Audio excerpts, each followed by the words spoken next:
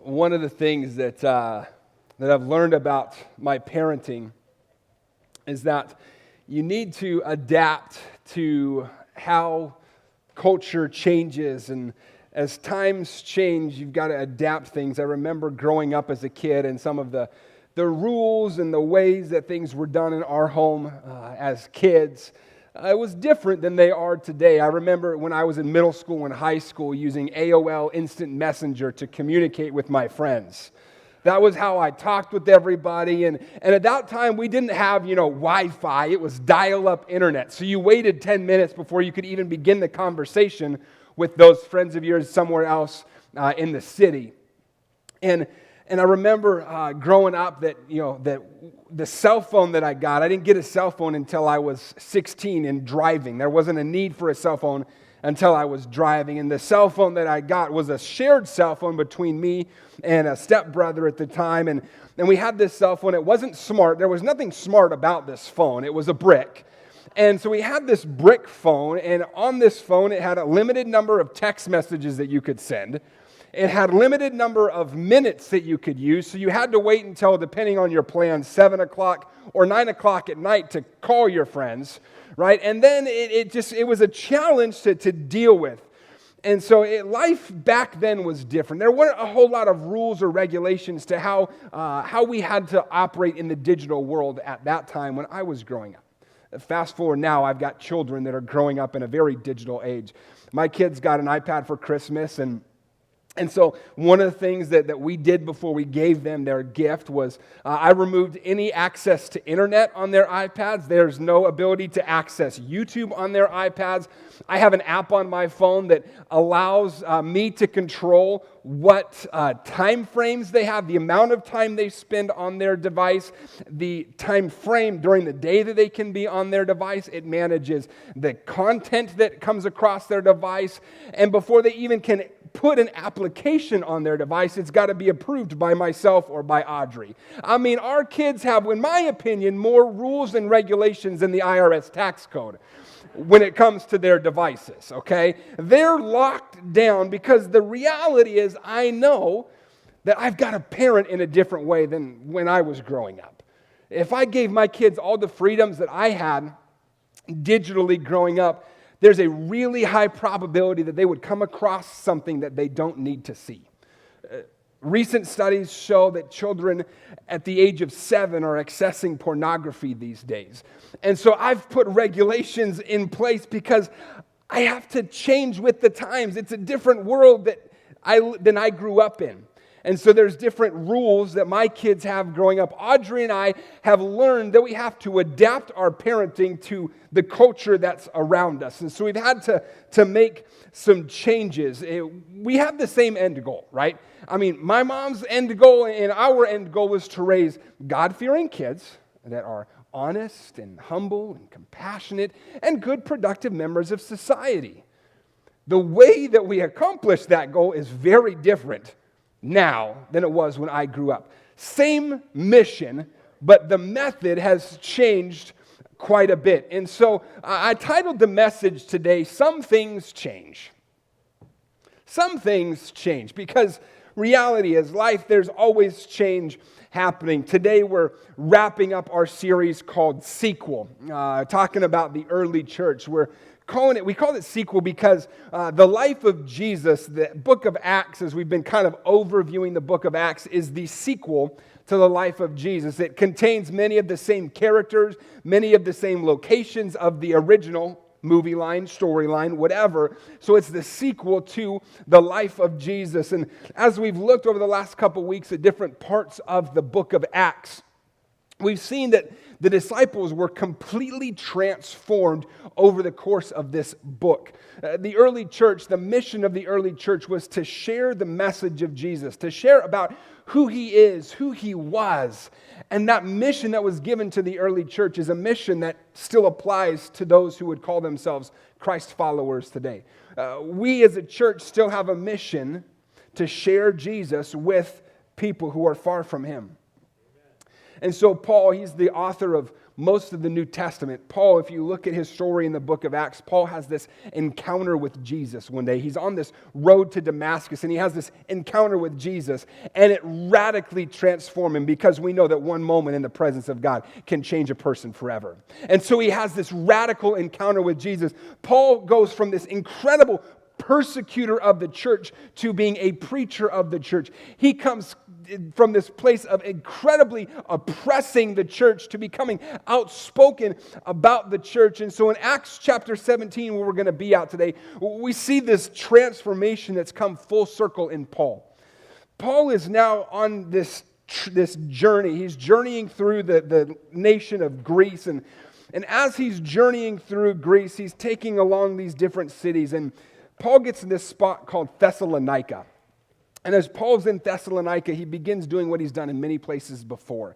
He's sharing the gospel message with the Jews in the synagogues.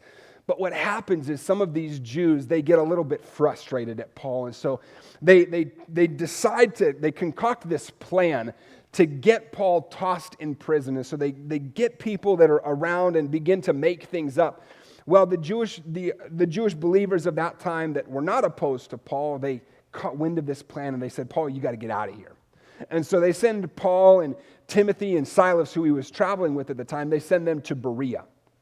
Paul, Silas, Timothy, they get to Berea. They begin doing the same thing. They're sharing the gospel message with people in the synagogues. And all of a sudden, the Jews from Thessalonica find out that Paul, Timothy, and Silas are in Berea, and they go to Berea. And again, the Jewish people, the Jewish followers of Jesus at that time, they caught wind of it and they sent Paul on. So Paul goes up the coast and ends up in a city called Athens. Timothy and Silas, they stay put there in Berea, but they're trying to protect Paul, so they get him out of Dodge before the craziness can come in. Paul, he heads up to Athens, and in verse 16 of chapter 17 in Acts, it says, well, Paul was waiting for Timothy and Silas in Athens. He was deeply troubled by all the idols that he saw everywhere in the city. Now, you got to understand this, all right, about Athens. Athens is an interesting place, all right? We learned from Pliny, he's a Roman statesman and writer, that at the time of Caesar Nero, that Athens, it contained over 3,000 public statues. That's not to mention all of the thousands of lesser images that were in the private residences of everybody. It says, and if you look at some of the history, that every gateway and porch carried its protecting God. Every street and every square had its sanctuary for the gods. It got so bad there that there was a Roman poet that said it was easier to find a god than it was to find a man. That's how messed up this place had gotten. They had gods everywhere, so much that it was easier to find a god somewhere than it was to find a man. And you look at history, right? Throughout history, Athens is this beautiful place. It's one of the most glorious cities. Literature is developed there. Art is developed there. Philosophy is developed there. Architecture. But as history has always proven, right? That when people gain prosperity, what happens next? They become arrogant. They become self-sufficient. And then they become immoral. It's the beginning of the decline of the society. And so Paul walks into Athens when Athens is at a period of decline. Athens is no longer the great superior place that it once was when Paul walks into this place. The glory of its commerce, the glory of its politics had long since faded. It's not this influential city. And this verse, this passage, it says that Paul was deeply troubled. That word, if you translate it out in the Greek, is paroxuno, and it means aroused, it means agitated, it means irritated. And so Paul, he gets to Athens, he sees all of these gods all over the place, and he's agitated, he's frustrated because of this abuse of the glory of God. He's frustrated because of the spiritual blindness of these men and the reasoning that they use. And so Paul, he can't wait for Timothy and for Silas to show up any longer. He can't handle this scene of idolatry any longer. And so in verse 17 it says, he went to the synagogue to reason with the Jews and the God-fearing Gentiles. And he spoke daily in the public square to all who happened to be there.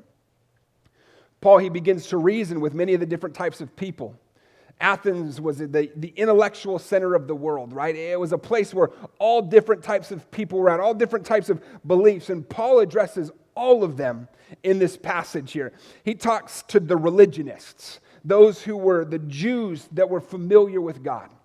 He talks to the God-fearing people. Those were the Gentiles who were sick and tired of the injustice of the polytheistic and pagan society they lived in.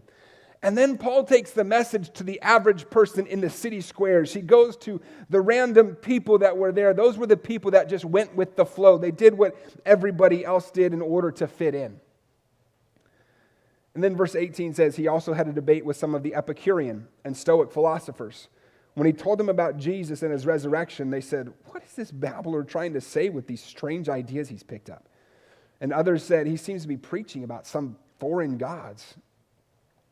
The next group of people that Paul takes the gospel message to is the Epicureans. The Epicureans, they're the pleasure seekers of the world. They're the philosophy that they operated under is that God's left a picture and that every man, every person is left to their own demise. They're left to their own to discover their own truth. And then he goes and he speaks to the Stoics.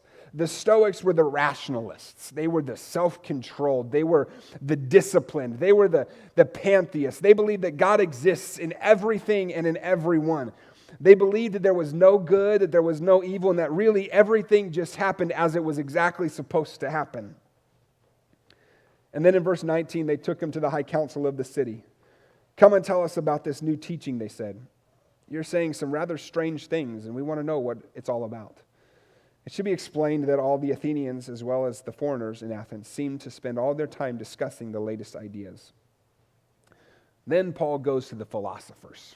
He goes to the questioners of Christ. These are the people who have searched and ended up empty for so long as they're looking for meaning in life.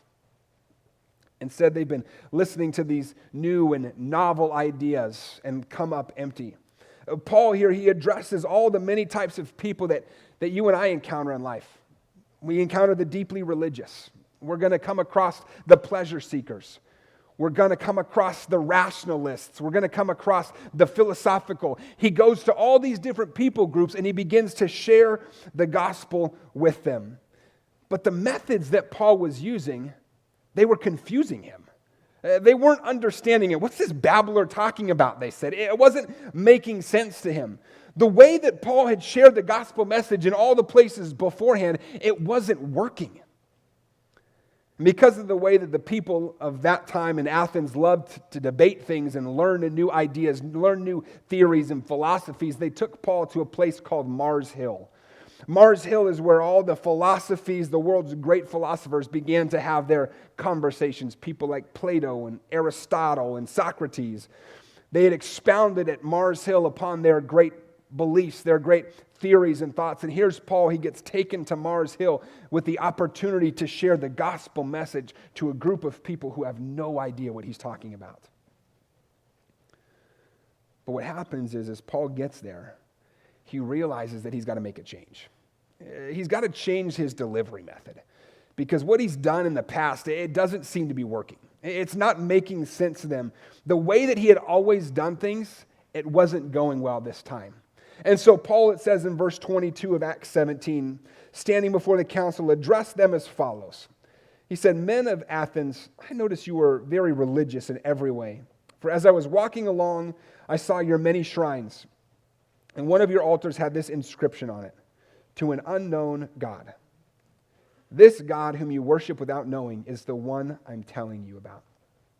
As Paul has walked through this great city of Athens, he notices all of the inscriptions titling what the different gods. Remember, there are thousands of them. He sees all of them and he comes across this one. This one catches his attention. It's this one, "To an unknown God." And so he starts where the people are at. As he begins his message, as he begins sharing the gospel with them, he starts where they were. He starts with a place that they could understand, and he piques their interest. So they bite, right, so to speak. And he gets to share the gospel message with them that explained who God is and what he's like. And as Paul wraps up his message, you can read it on your own, continuing in Acts 17. But as Paul wraps up the message, he leaves the philosophers, those that were thinking there at Mars Hill that day, he leaves them facing a moral decision. And what's really cool about it is that some of those philosophers, some of those theorists that loved to debate things at Mars Hill that day where Paul shared the gospel with them in a different way than he'd ever done before, they made a decision to follow Christ. Now, Paul could have done what he had always done, right? I mean, he could have continued doing what he had always done, and you know, that probably wouldn't have had much success. And so he realized that he couldn't continue to do things the way that he had always done them. Because the culture in Athens, it wasn't the same culture as Corinth.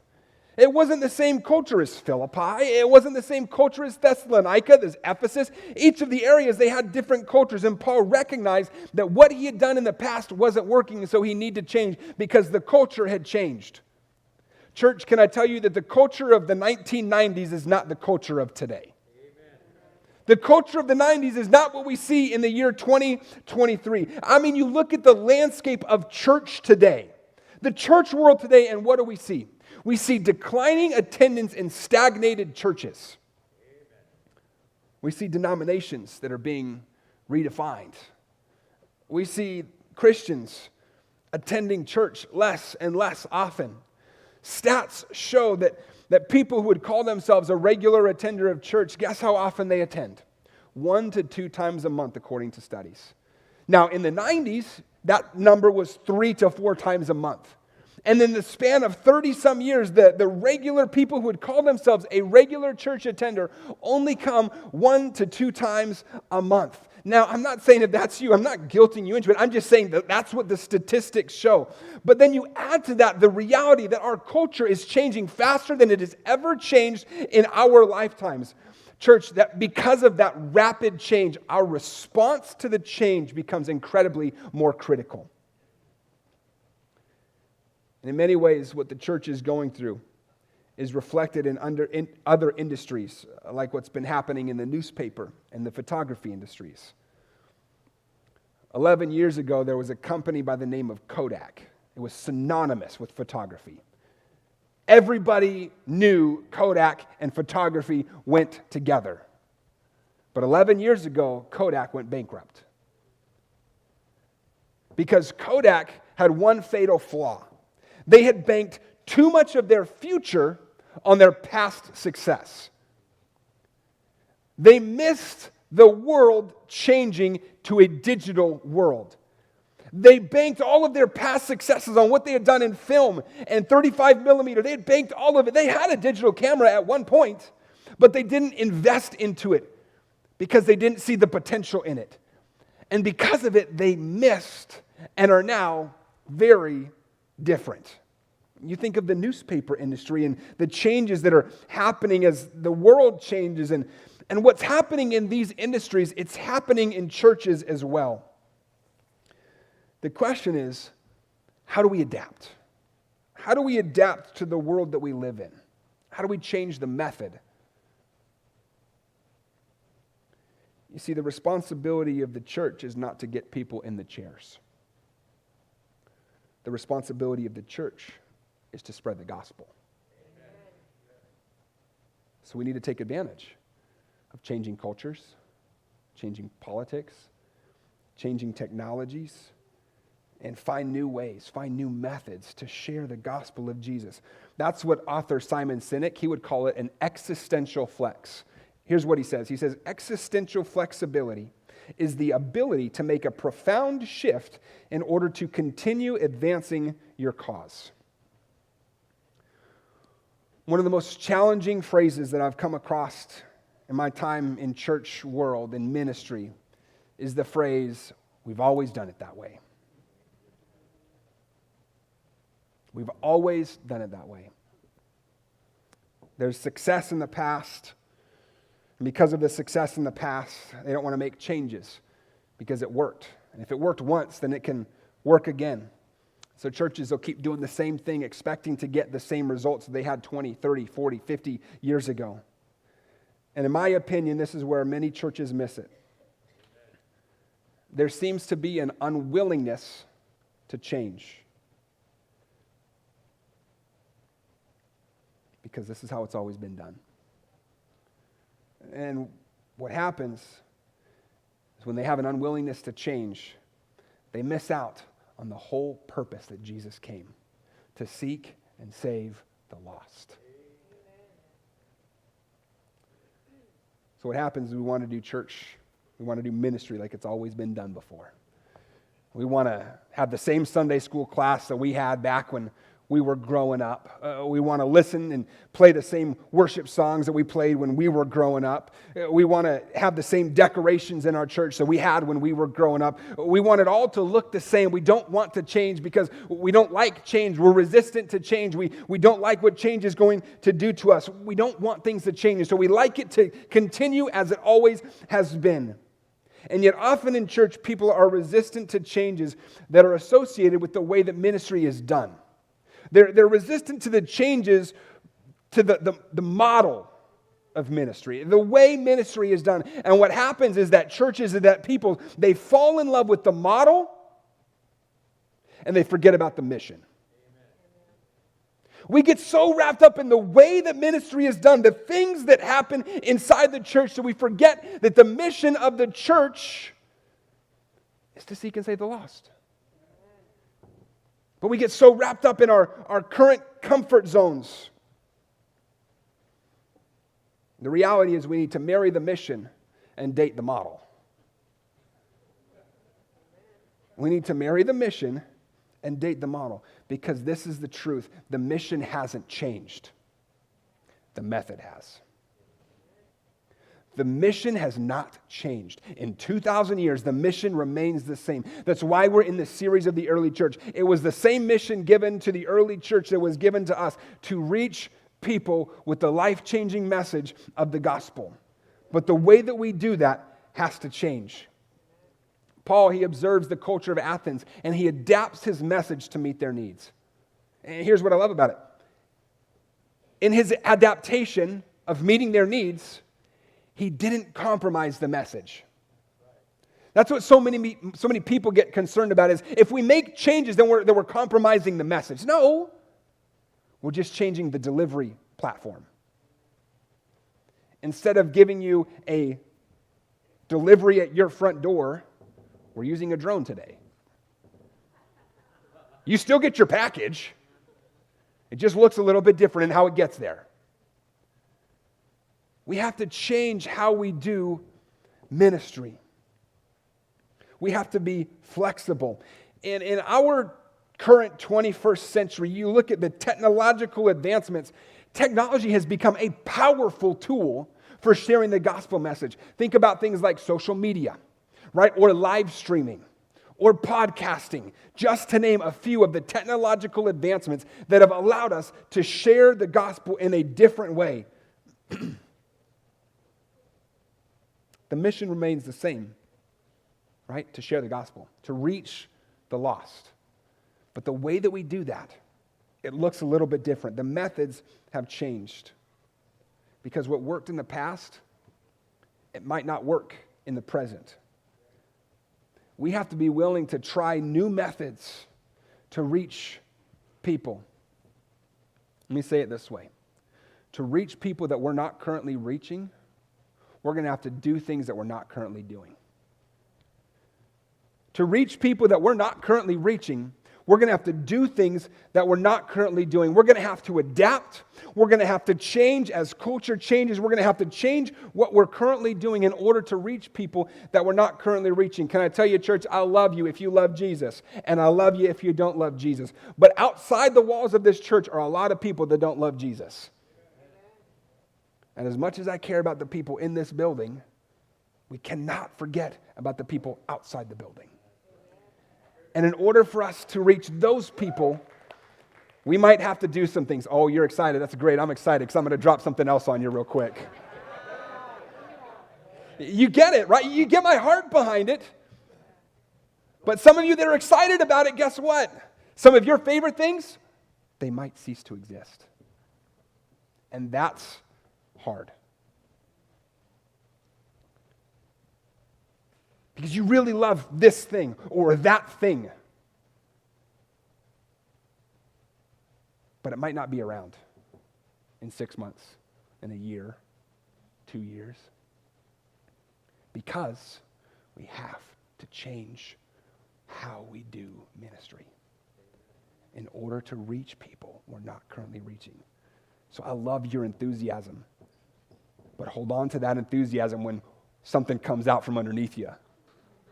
That thing that you're holding on tight to. I know that it sounds very, very exciting, and I know that it may be difficult to latch onto, but there are things in ministry that we hold so tightly to that we refuse to let go of. Because for something in our life, it meant something. It was something foundational for us that changed our life. And yet, if we hold on to it,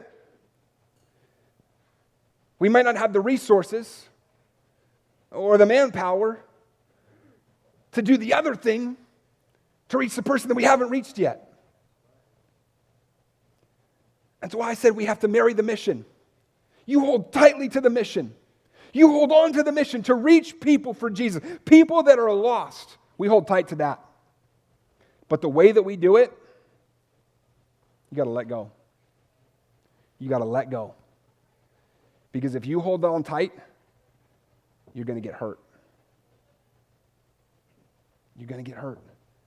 Not because we intend to, but because you couldn't let go of the model. It's about the mission. Jesus was the ultimate example of meeting people where they were at. He ate with sinners. He healed the sick. He talked to crowds of different places, and he spoke to them in a way that the crowds could understand.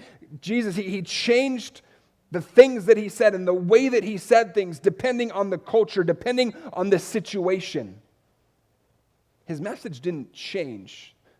The mission didn't change, but the way that he delivered the message adapted. We have to have a desire to understand and to reach our culture. We have to learn to speak the language of the culture to be relevant to the people. Paul's approach when he went to Athens was to reach the unchurched people, the people who didn't have a relationship with Jesus.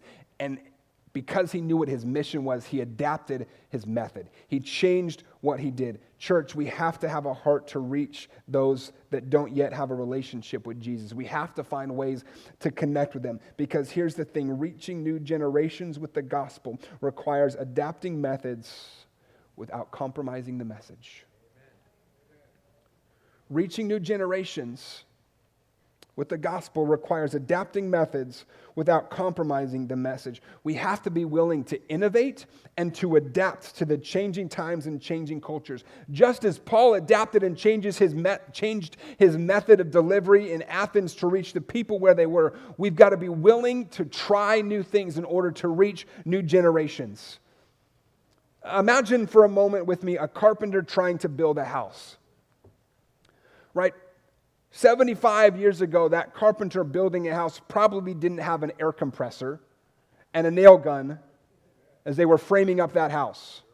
They had a hammer and a nail. They probably didn't have a level. They probably had a plumb line.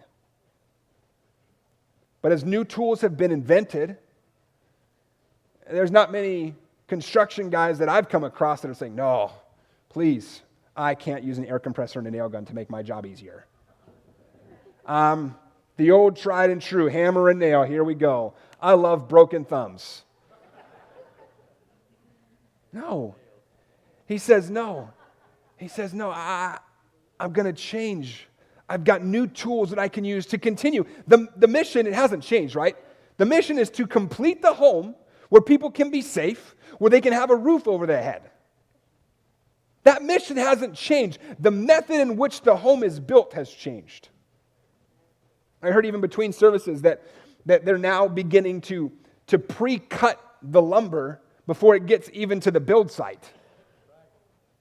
They're changing how these homes are being built. The mission, has not changed. The way they're doing it has changed. Similarly, the church's methods of sharing the gospel, they may change, but the mission of reaching people with the message of Jesus Christ, it remains the same. But here's the thing. When you refuse to change the method, you'll eventually kill the mission. If you refuse to change the method, you'll eventually kill the mission. We have to be willing to adapt at times, to find new ways to reach those who don't yet know Jesus. The methods may change, but the mission remains the same: to share the good news of Jesus Christ with those who are lost and broken in the world. And we do it by embracing new technologies, by embracing innovative methods so that we can reach more people to fulfill the mission of Jesus Christ. Paul was willing to adapt his method. He was willing to adapt his approach to reach different audiences. The question is, are you willing to do the same? Are you willing to let go of the method and hold on to the mission? Would you pray with me? Jesus, we thank you that you came to this earth with a purpose. You came here purposefully to seek and to save the lost. Jesus, this morning I ask that you would give us your heart. God, I ask that you would help us to see people through your eyes. God, that we wouldn't get so consumed in what's in it for me and the things that we like, the things that drive us. But God, that we would see people through your eyes, hurting, lost, and broken. And God, you would fill us with compassion for those people. God, that you would help us to let go of those churchy things that we hold so tightly to, those methods of doing ministry. And God, you allow us to hold tight to the mission, knowing that at times the method might need to change. The method might need to be adapted. God, I pray that you would soften our hearts.